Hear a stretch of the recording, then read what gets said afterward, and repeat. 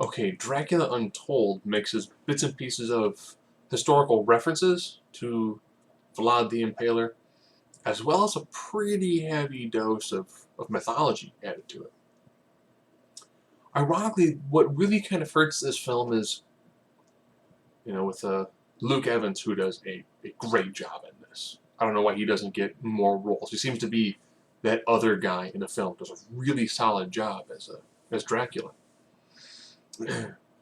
His town, he's got a nice working relationship with essentially the rulers, and they do one of those. Oh yeah, we need to take all of your boys of fighting age to, essentially become our army again. And he was like, no, I'll pay you your tribute, but you're not taking our boys again. You haven't done that for quite some time. And one of the kids on the list, of course, is his son. He goes to meet a creature that lives in the mountains. That creature, of course, turns him essentially into a vampire. But a wickedly powerful vampire.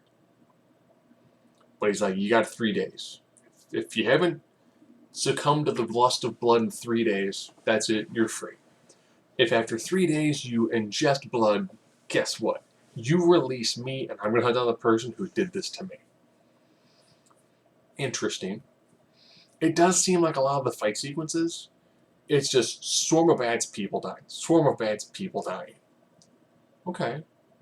Initially, she'll be a very skilled swordsman, and the sword fighting that they do is actually pretty good. People actually use the weaknesses that he has for one of the ending sword fights.